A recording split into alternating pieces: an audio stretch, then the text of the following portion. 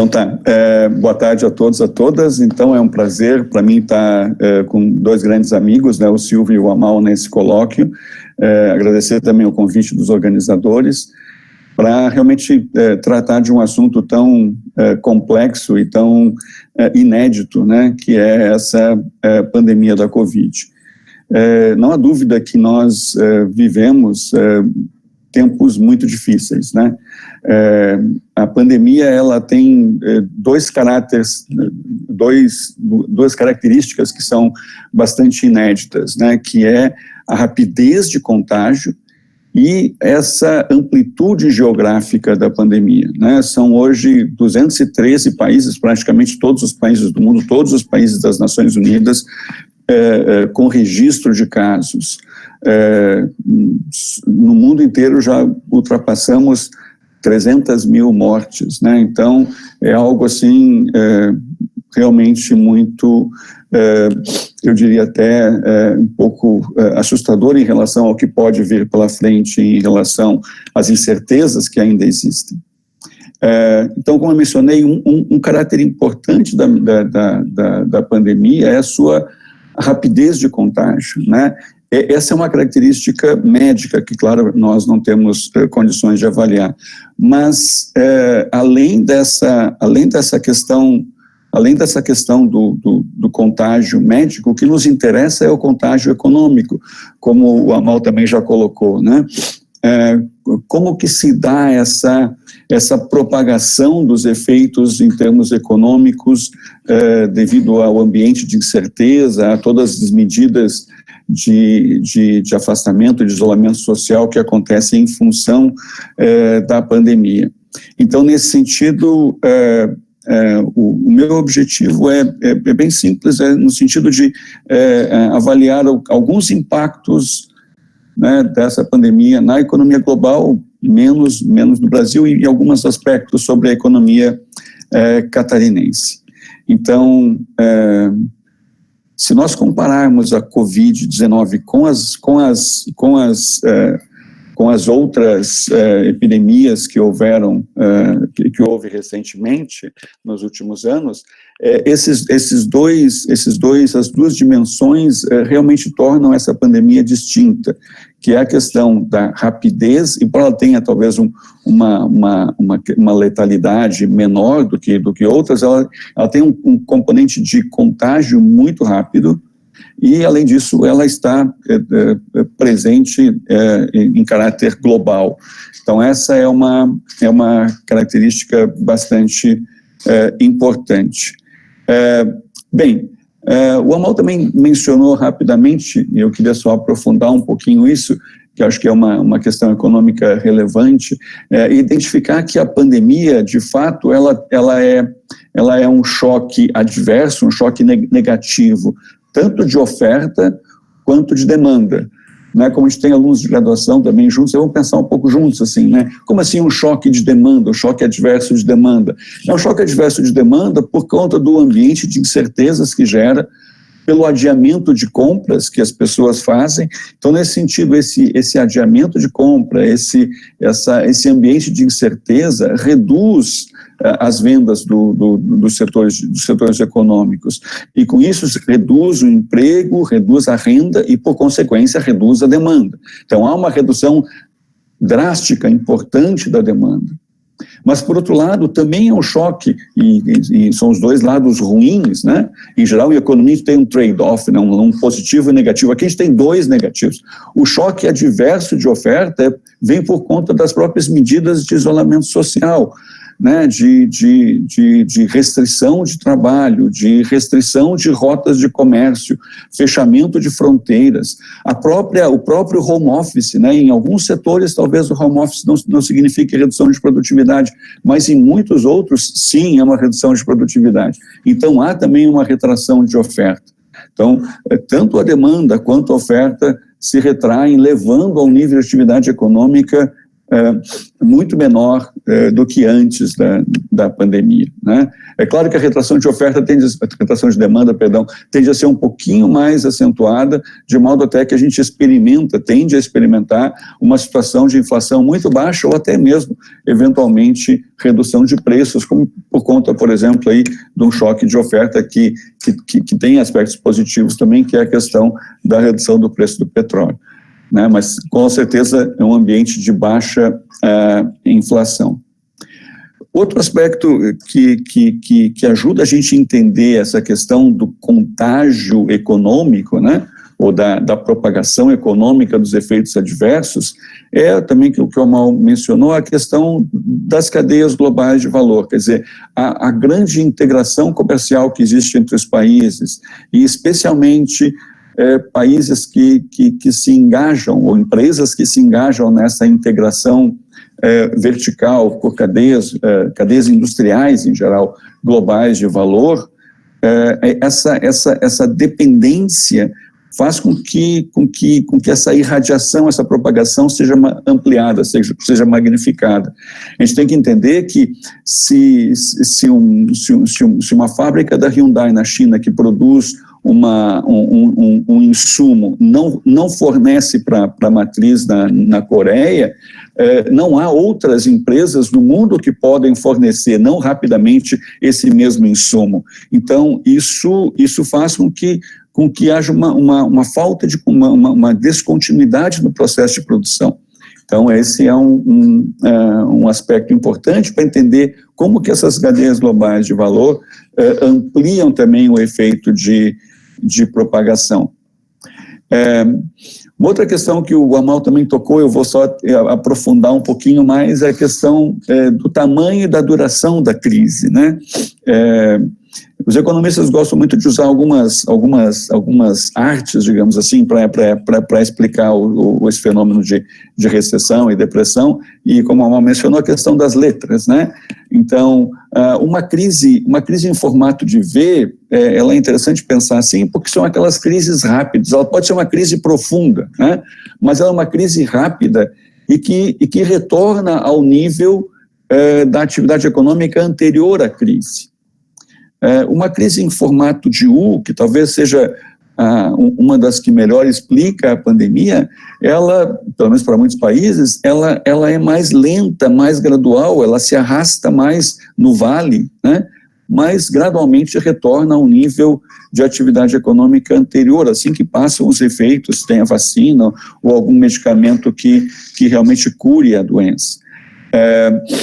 E uma outra alternativa que, talvez para alguns países menos conscientes da importância dessa crise sanitária, é um W, né? Em que há o primeiro choque negativo, as coisas começam a melhorar, mas aí há uma flexibilização grande das atividades produtivas e voltam novos surtos e depois voltam as medidas de isolamento social novamente, enfim, como se fosse uma gangorra, né? Um sobe e desce, né? É um cenário mais difícil, talvez. Mas o mais difícil de todos é o que a gente expressa pela letra L, né?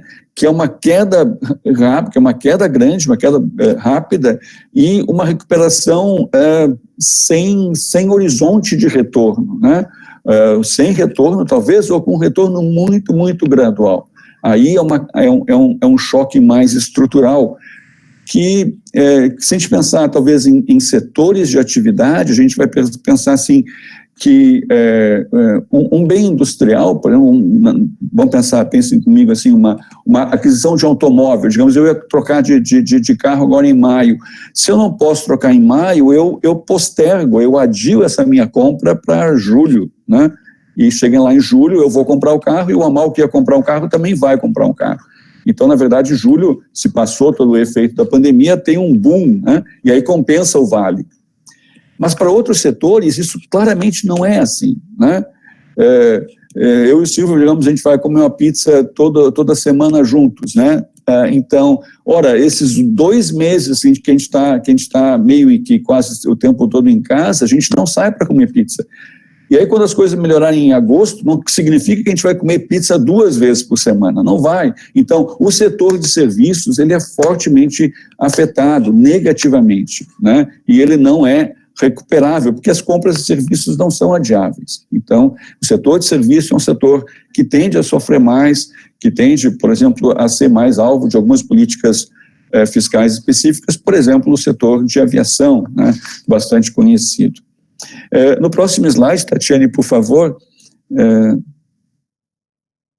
se a gente puder, eu copiei esse slide da Organização Mundial do Comércio, porque eu acho que ele é interessante para ver o V, por exemplo, ali, né? A crise de 2008 e 2009, isso é volume de comércio, né? A crise de 2008 e 2009, ela forma aquele V bonitinho que vocês veem ali em azul, né? Mas notem que a recuperação em 2010, 2011, ela não retorna ao nível de crescimento do volume de comércio que era antes de 2008.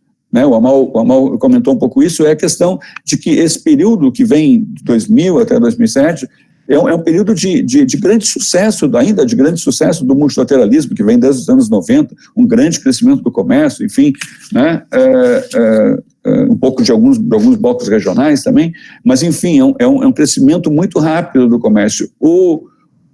A crise de 2008 e 2009, no período pós-crise de 2008 e 2009, não há essa mesma postura, essa mesma perspectiva do comércio internacional, começa a haver muitas dúvidas a respeito da expansão do multilateralismo, a questão do bilateralismo, das guerras comerciais, Estados Unidos e China, por exemplo, e assim por diante. E aí no finalzinho do gráfico tem aí a projeção da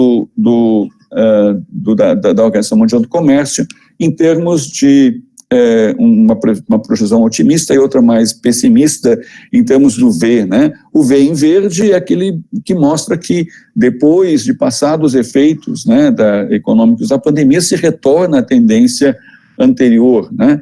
E no vermelho, não, né? Há uma perda absoluta em termos de volume de comércio devido à pandemia, mas devido também às medidas que são implementadas a partir da pandemia, medidas fiscais, como a Amal mostrou também, de endividamento, de aumento do endividamento do poder público, que também pode, em alguma medida, frear esse crescimento do comércio. Ok? Bem, eu gostaria então agora de passar por algumas evidências de Santa Catarina. Por favor, a gente pode passar para o próximo slide. Nesse slide, eu tenho no primeiro gráfico ali a evolução das exportações e importações Santa Catarina, exportações acima, importações abaixo. Primeiro, é muito nítido que o valor das importações são, há bastante tempo, na última década, o valor das importações é maior do que o das exportações, né? Então, é um fato, né? Notem também que houve essa crise em 2016, a recuperação em 2016 ela é relativamente rápida, uma crise não sistêmica, uma crise apenas brasileira, em função das questões de risco político e tudo mais. E a partir dali um crescimento rápido das importações, como a gente pode ver ali na parte abaixo do gráfico em vermelho. Bem, aí naquelas duas setinhas ali eu procurei pegar mais o curtíssimo prazo, esses últimos meses e trimestres, para ver o efeito da pandemia sobre o comércio internacional de Santa Catarina. E, pelo menos a gente olhando o primeiro trimestre de 2020, que é a última barrinha ali, pessoal, a última barrinha de baixo ali, o primeiro trimestre de 2020, há uma pequena queda de exportação, né? Mas pequena, muito pequena, quase não se dá para notar ainda, e praticamente nenhuma queda nas importações. As importações ficam praticamente estáveis. Então, no primeiro trimestre desse ano, ainda não se percebe nenhum efeito importante, dá para dizer, nenhum efeito no comércio exterior de Santa Catarina. Mas eu peguei daí abril, só um mês, né, naquela tabelinha ali do lado. Se pegar só a tabelinha do lado, aí a gente já tem um resultado um pouquinho diferente. Em abril, a gente já tem uma queda de 17%, de 19% das exportações e uma queda de 17% das importações. Então, as duas caem bastante. As duas caem bastante, tanto a exportação quanto a importação, em abril. É importante lembrar, eu olhei esses dados por produto e também por tipo de modal de transporte, e dá para ver que cai muito, tanto a exportação e importação, no modal terrestre. Claro, o fechamento da fronteira com a Argentina, né, ou restrições, muitos impedimentos de comércio com a Argentina, nesse sentido, cai bastante o transporte via terrestre. Cai também marítimo, né, e uma curiosidade, aumenta pouco, mas aumenta a importação via aérea, né? Embora tenham muito menos voos, os voos vêm com menos pessoas, mais espaço no porão, e também são produtos essenciais. Aí se inclui até mesmo os famosos respiradores, mas produtos médicos, hospitalares, e mesmo produtos eletrônicos que são just in time, né? Então precisa esses produtos rapidamente demandados aqui pela indústria catarinense. Ok? O próximo slide, por favor. Nesse próximo slide, nesse próximo slide eu coloco Santa Catarina e Brasil ali, números de mortes por Covid por 100 mil pessoas. Então a gente nota que Santa Catarina tem naquela barrinha, a única barrinha que interessa para Santa Catarina e Brasil é a de abril, né? Então as outras não tinham casos ainda, ou muito poucos. Então, a gente nota que Santa Catarina, claro, tem um desempenho, digamos, muito melhor, número de mortes por 100 mil habitantes bem mais baixo. A China tem uma ascensão até abril, mas a gente nota que há um certo achatamento da curva, cresce cada vez menos, né? Estados Unidos, um desempenho bastante negativo, com o número de mortes muito acentuado e crescendo muito de abril em relação a março, né? E aí a Argentina, um desempenho também bastante favorável. É importante também lembrar ali da questão da importância da China nas importações e nas exportações de Santa Catarina, 15,5% em relação às exportações e 36% em relação às importações. Quer dizer, é bem notório isso, bem conhecido, mas a China é muito mais importante para Santa Catarina nas importações do que nas exportações. A China compra muito produto do Brasil e do resto do mundo, muito produto primário, né, ou bem intermediário, mas com pouca tecnologia. Então, nesse sentido, importa muito do Brasil, mas Santa Catarina não tem a China como um destino tão importante assim nas exportações. Quer dizer, ela é importante, é o mais importante, mas é muito menos importante nas exportações do que nas importações. Na última coluna ali tem um crescimento do PIB, né? Também, como o Amal já comentou, assim, o impacto esperado pelo Fundo Monetário e outras instituições em termos de PIB é entre -5 e -7, né? Então, alguma coisa assim, praticamente todas as economias do mundo, exceto a China, claro, né, e alguns países do Sudeste Asiático, mas os demais países têm mais ou menos nesse intervalo de -5 a -7, -7 a Alemanha, alguns países da Europa, Brasil aí -5,3. Ok? O próximo slide, por favor, Tatiane. Nesse slide, eu procuro explorar um pouco essa questão de cadeias de valor. Eu admito que aqui eu forço um pouquinho a barra, porque não, assim, sem dúvida, as cadeias de valor são muito importantes para vários países do mundo, Sudeste Asiático, enfim, e são muito menos importantes para o Brasil, mas com alguma importância para Santa Catarina, né? Então, Santa Catarina tem uma inserção internacional um pouco mais nessa direção de cadeias de valor do que a média brasileira. Eu peguei dois exemplos, pensando aqui em cadeias de valor, aquela exportação que Santa Catarina faz que requer algum insumo importado, certo? Então, são dois exemplos meio forçados, assim, mas é o que eu consegui encontrar.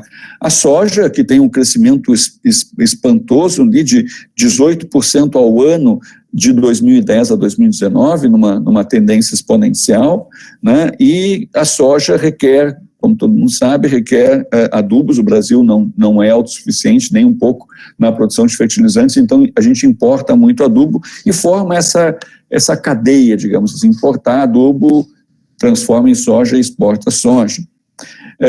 Um pouco melhor o exemplo, eu acho, é o exemplo dos motores elétricos, né, que tem uma queda, né, de 4,8%, 4,9% ali nessa década, e porque está produzindo menos, também não é uma queda tão espantosa assim, né? Tem um pouco de oscilação, mas na média deu isso, 4,9% de queda, implica numa menor aquisição do insumo básico do motor elétrico, que é o fio de cobre, que cai aí 11%. Então a gente nota essa relação da exportação com a importação de insumo e exportação de produto mais acabado, não totalmente acabado, mas produzido a partir desse insumo.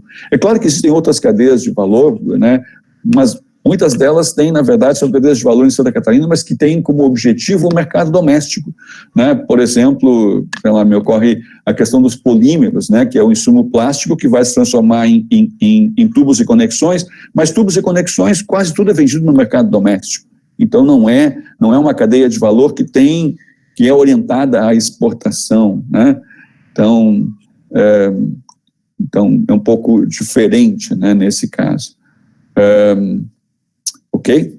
Mesmo a questão do automóvel, a gente importa alguns insumos, mas poucos automóveis que Santa Catarina produz, mas ainda assim é muito no sentido do mercado doméstico. Ok? O próximo slide, Tatiane, por favor. Aqui a gente tem, então, de novo ali o comportamento das importações em vermelho, em marrom ali as exportações. A gente nota, mais uma vez, a importância dessa crise ali de 2015, 2016. Foi uma crise forte, uma recessão forte. O Brasil caiu menos 3% em 2015, caiu 3% em 2016, e depois cresceu 1,1%. É fácil de lembrar, né? Porque é tudo 1,1%, 3 anos seguidos, 1,1%. Era para a gente crescer 1,5% agora em 2020, e a expectativa é que a gente vai cair esse 5,2%, 5,3%. Então, mas notem que o V ali, ele é bem claro, né? Então a gente volta ao nível anterior. Eu também eu mesmo que fiz um esforço de classificar os produtos naquelas 4 categorias ali, né, de produtos primários, produtos primários consumo final, insumos, produtos industriais finais e intermediários e bens de capital. Então, se a gente olhar ali a exportação, que são as 2 coluninhas da esquerda, não há grande modificação. Reduz um pouco a exportação de bens intermediários e bens de capital. Tá? Mas a boa notícia, que é legal, eu acho, é a importação. A importação, a gente tem importado muitos bens intermediários. Vejam aquela coluninha vermelha ali, né, bem vermelha. Ela era muito magrinha em 2010 e em 2019 ela é quase metade.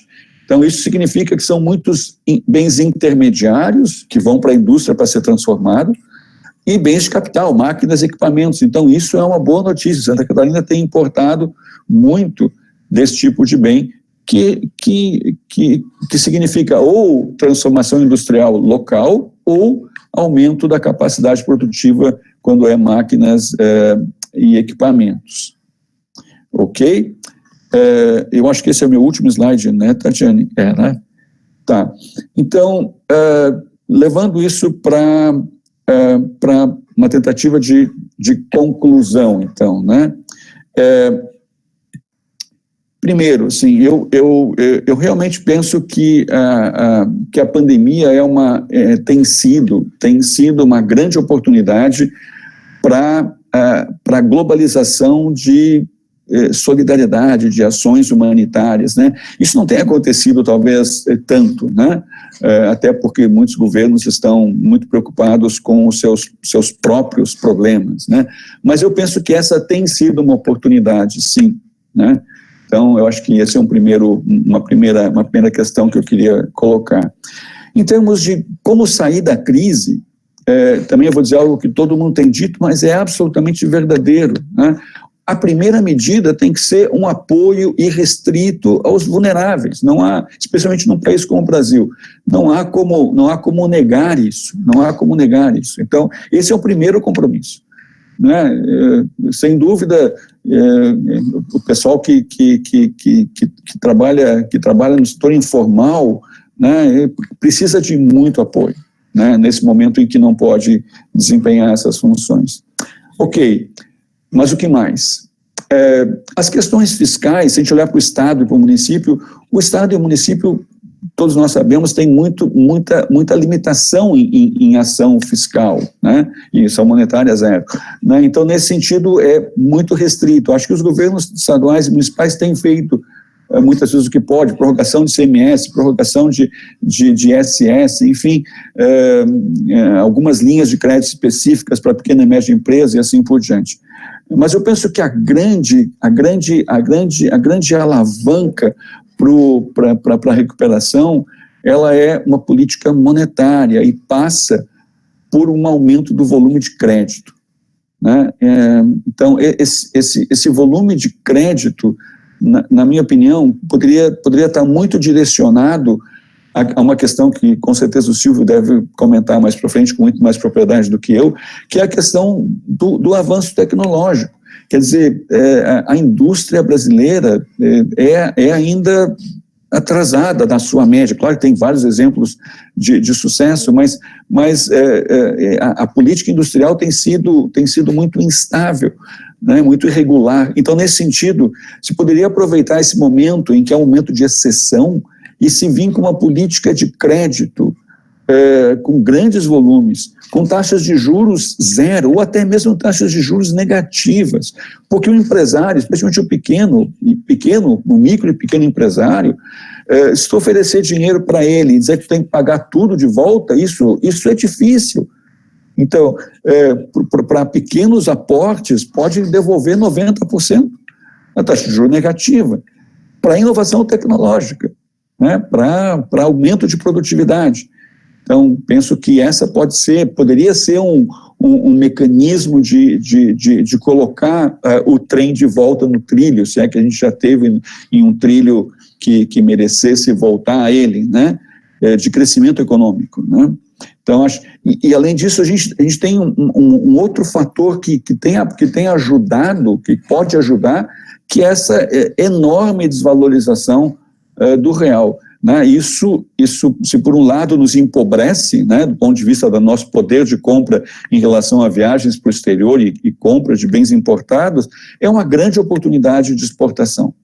Então, essa taxa de câmbio, muitos vão dizer que ela está num overshooting, que ela vai acomodar, mas ela pode acomodar, mas ela não vai voltar a 13,80 de jeito nenhum, né? Então, é uma grande oportunidade, né, de ganho de competitividade para todo o país, da indústria brasileira, essa taxa de câmbio tão desvalorizada, essa moeda brasileira tão desvalorizada.